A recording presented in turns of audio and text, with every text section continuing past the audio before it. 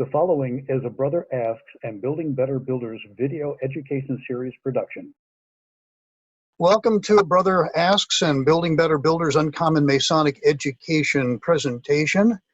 I'm your coach host, John Nagy. I'm sharing material with you that has been shared throughout the entire United States since 2009, since I started talking about the topics I have been investigating through my involvement in the fraternity. This is about a 20-minute presentation of what I do nationwide in a workshop called the Building Better Builders Workshop. It's about 6 hours in length. And it's usually put forth to convey light to the individuals on the front lines, the mentors, trainers, coaches, and instructors, with the hope that they will use this to assist the next generation toward betterment. This entire presentation is based on a question that came up as a consequence of me doing a talk for 20 minutes with a Virginia lodge that asked me to come in and do a Building Better Builders type presentation on the threshing floor. And at the very end, one of the participants actually said, "Coach, what's the difference between a threshing floor or a checkered pavement and the mosaic pavement?" And I said, well, that's another presentation. And so you're benefiting from that question because this is the presentation that I give based on that question. And it's what to say to someone when they ask you about the mosaic pavement. An important thing to note about everything that I'm alluding to here is that the symbolism of the Blue Lodge points to a myriad of things that are left undisclosed for people who are not investigating the hyperlinks that are put forth. And when I say a hyperlink, let me give you an example. If you hear the phrase, a point to a line, to a superficious, to a solid, you as a Mason probably have heard that in some lecture somewhere at some time. However, if you are somebody who has read the classics, you would immediately recognize that it comes from several sources, one of being Plutarch's E at Delphi, where they actually use that specific phrase in talking about what the E on Apollo's temple in Delphi actually signifies. So I bring it to you right now that this entire presentation is a consequence of investigating the word mosaic and the term mosaic pavement. Going to draw some distinctions here between the pavements, checkered, tessellated, and mosaic, with a heavy emphasis on the latter being the tessellated and mosaic.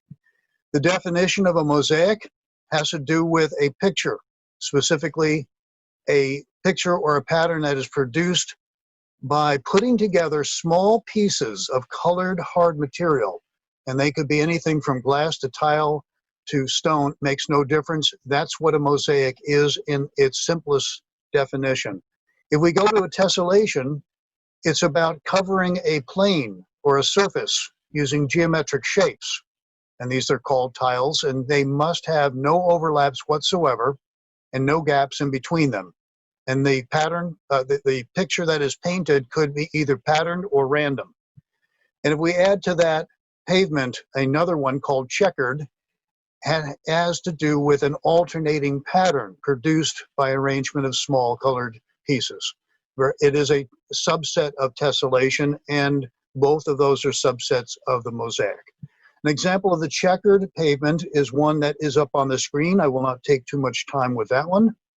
Tessellation is a little bit more complex, where you have a whole bunch of different patterns that go diagonally, horizontally, vertically, in spiral, in spherical form, and another variation here also showing the pattern to be random. Mosaic takes on a picturesque motif, and here are some examples of what a mosaic looks like.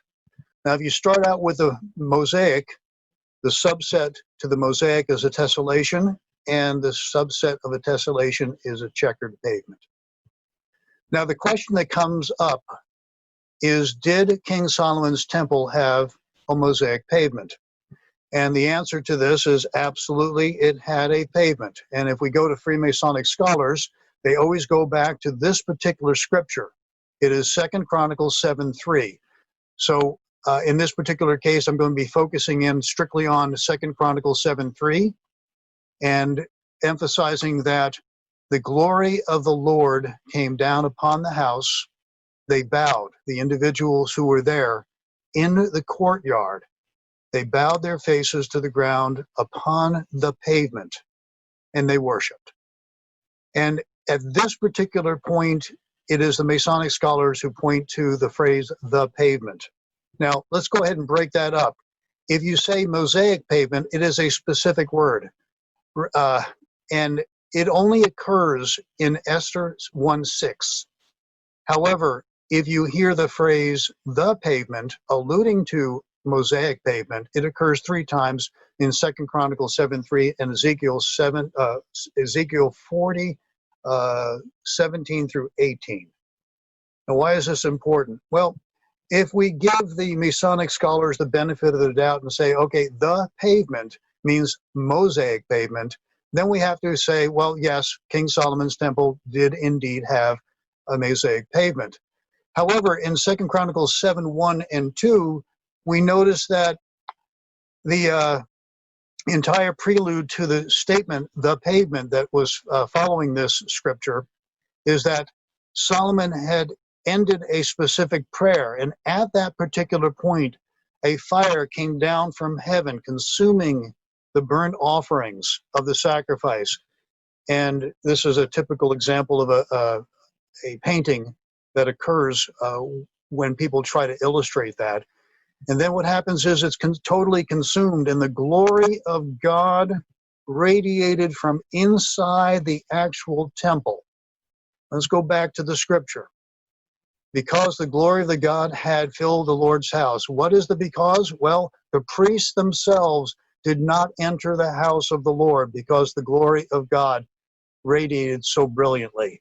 So where were they in 2 Chronicles 7:3? They were out in the courtyard.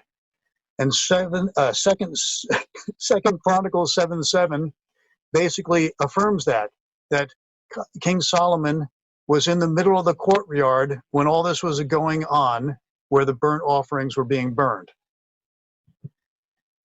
And again, where was this all? Well, if you take a look at 2 Chronicles 6:12 through 13, he stood before the altar, which was outside in the courtyard in the presence of the entire congregation of Israel.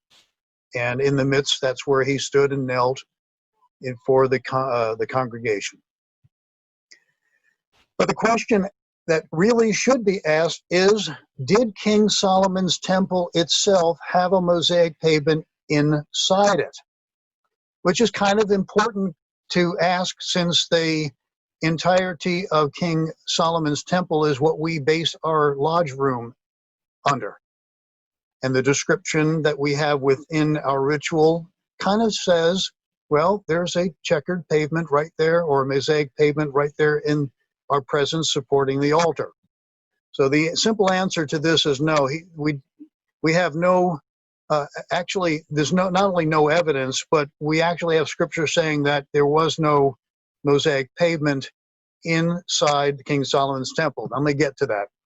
The floor of King Solomon's temple, in 1 Kings 6:15, it says that both the floor of the house, the walls, and the ceiling, they were covered with wood. And depending on where you're going to be reading, you'll notice that it's not only fir, but it's also cedar, depending on which Bible scripture you're going to be reading. But what was really interesting is not only were the floor, ceilings, and walls covered with wood, but the entirety of those wood surfaces were overlaid with gold, within and without. Here's an artist's rendition of what that might look like: a wall-to-wall wood and overlaid with gold, which kind of, when you think about the fact that when a priest went in, they had to clean themselves utterly before they went into this a literal hall of mirrors made of polished gold. To clean yourself utterly would mean that you would leave no smudge marks on any of the mirrored surfaces. which would make any kind of light reflective even that much more brilliant. Here's another picture of the outside where the burnt offerings were made. And of course, somebody asked me, John, why gold? And I said, well, I'm sure that it's in there somewhere, but from an engineering standpoint, it would make one wonderful reflective surface because it would never tarnish, and it would reflect light in great brilliance, and it would make for quite a show with just a little flicker of light. It would illuminate the inside brilliantly. And if you take into consideration that the glory of God was in there shining, I imagine it would amplify that with great abundance. So why then, you might ask, do we actually have a mosaic pavement in our specific lodges? And that's a great question to go with, because the answer is we have to look at other locations. If we go to all the pavement references within our scripture, we come to find that in Ezekiel, 2 Kings, 2 Chronicles, and Esther, you have a description offered up saying that there was a mosaic pavement, or at least a reference to the pavement, which we concede is a reference to a mosaic pavement, giving the benefit of the doubt. However, if we go into the New Testament and go to John 19:13, we start to see the relevance on our ritual. John 19:13 therefore says, therefore, when Pilate heard these words, he brought Jesus out and sat down on the judgment seat at the place called the Pavement, but in Hebrew, Gabbatha. And John, when he wrote this, was really specific to call these two things out, because the pavement is in Greek, has the reference to the nature of the actual pavement itself, whereas Gabbatha had to do with the configuration of that spot. More specifically, the pavement is a tessellation or mosaic pavement and had to do with location. And as they say, location, location, location. In this particular case, it's spot on. And Gabbatha had to do with the purpose. And the purpose of this specific pavement location was that it was a place of judgment in Jerusalem. And specifically, with John writing about Jesus' life, it's where Pilate passed sentence on Jesus. The pavement and Gabbatha had to do with the place of judgment in Jerusalem, which was basically, let me go back, Pilate's headquarters or residence, and had a specific purpose. Now, when we connect the dots to all this, we recognize immediately that you cannot find the actual mosaic pavement within King Solomon's temple itself. And that's because it's symbolic. And it's alluding to an extremely important point. It is a place of trial, judgment, and sentencing. Now we connect the dots with candidates. Where are the candidates placed? They are placed on the mosaic pavement. And what are the members in the lodge doing when the candidate is circumambulating, working his way to that place of judgment? And finally, when the candidate actually does occupy that space on the tessellated foundation called the mosaic pavement. Well, the members are all in the judgment seats surrounding this mosaic pavement. And what are they doing? They are evaluating, they are judging, they're putting this candidate on trial. So one of the reasons why the candidate is on the outside, so everybody has a good look at his preparation. And when he finally kneels down before the altar and places his hands upon the Holy Scripture, they are there judging, they're putting him on trial, and they are sentencing him according to what it is that they are judging. He's on trial. And if you've ever heard that phrase, try me, it is directed to the reference of the Mosaic Pavement, because to try is to put somebody on trial. Let's go ahead and connect the dots. What judgments are candidates provided? Are they meeting all the requirements necessary for them to come through the door and take upon themselves the obligation that Freemasons offer them? And the judgments are from the brothers who are in their seats, and by virtue of their silence, they are condoning the brother to advance, take on his obligation, and become a member of the fraternity. What crosses are candidates taking up at this particular point? Well, if you're familiar with the obligations that a brother takes up as a result of them placing their hand upon Holy Scripture, they are taking on every single obligation without reservation, without any kind of equivocation, and they are taking those obligations upon their back and within their heart and their soul to carry forth into their future. I'm going to go beyond the dots and connect something that I will leave you with without any answered questions. It's more rhetorical. The word mosaic refers to a picture or pattern produced by arranging together small colored pieces of hard material, such as stone, tile, and glass. And it does allude to the place where John 19:13 describes, where Jesus was tried, judged, and sentenced. But another word, another definition for mosaic is also of or associated with Moses. And if you're familiar with the laws of Moses, they helped bring a people out of the desert and into civilization to create one beautiful civilization with some beautiful laws that govern civility, consideration, and brotherhood, brotherly love and affection.